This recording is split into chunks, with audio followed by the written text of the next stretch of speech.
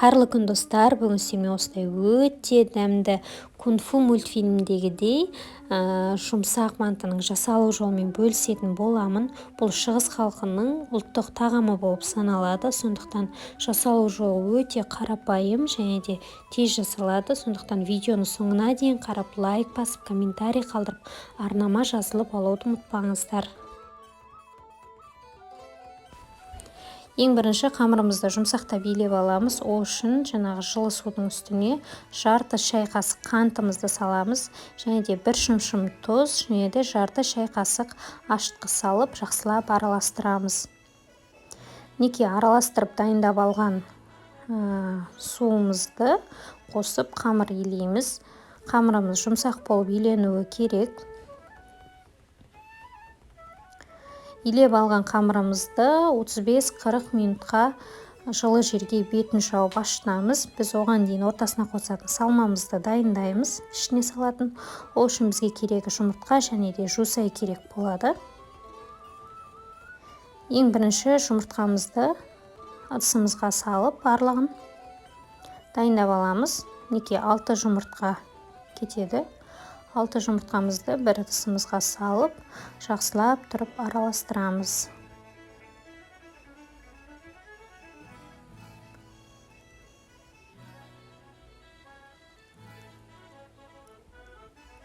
Неке достар, татымына қарай тұз саламыз. Толықтай араласуы керек. Сосын қызып тұрған табамызға май құйып, осы дайындап алған жұмыртқамызды қуырамыз.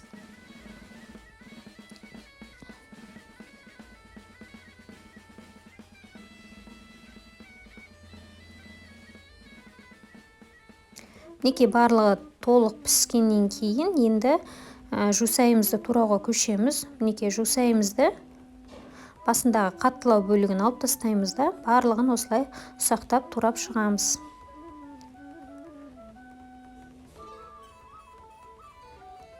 Неке жусайымыз бен жұмыртқамызды дайындап алдық. Енді туралған жусайымыздың үстіне жаңағы қуырылған жұмыртқамызды саламыз. Егер жұмыртқаларыңыз кесек болып жатса, сәл ұсақтап, турап, немесе ұсақтасаңыздар болады. Неке жақсылап араластырамыз. Басқа ештеңе қосудың қажеті жоқ. Енді үстінен татымына қарай тұз саласыздар.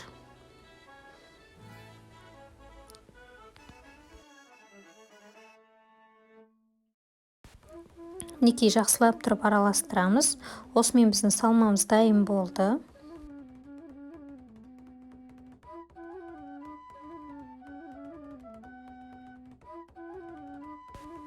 Неке достар, біздің қамырымызды ашып дайын болып тұр.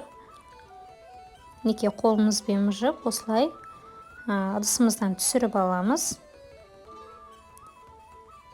Неке енді ұзыншақтап, осылай пышақпен кесіп шығамыз.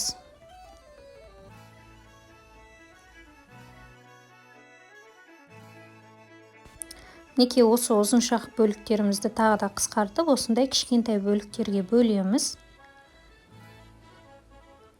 Неке енді осы мантымыздың жасалу формасына көшетін боламыз. Видеоға мұқият қараңыздар.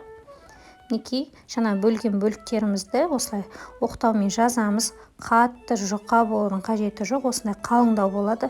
Тек қана шетін ғана осылай сәл жұқартамыз. Ортасы қалың болады. Мінеке ішіне салмамызды саламыз. Енді осылай саусақтарымыздың көмегімен видеода мұқият қарасаңыздар түсінікті мантымыздың формасын дайындаймыз. Неке достар, формасы шықты, өте әдемі болды. Тура осылай тағы да бір түйілу жолын көрсетейін. Тура осы бойынша барлық мантымызды дайындап аламыз.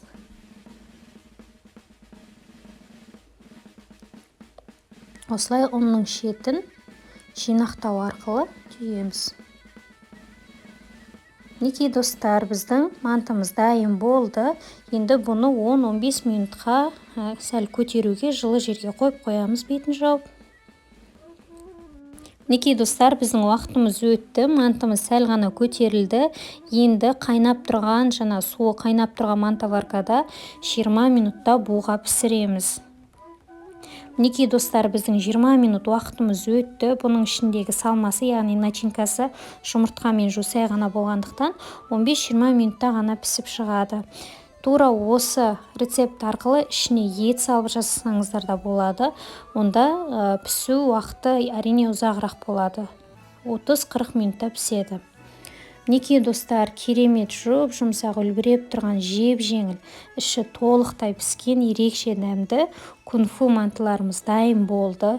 Видеоны соңына дейін көргендеріңіз үшін рахмет. Егер рецепт ұнаса, лайк басып, комментарий қалдырып, арнама тіркеліп алуды ұмытпаңыздар.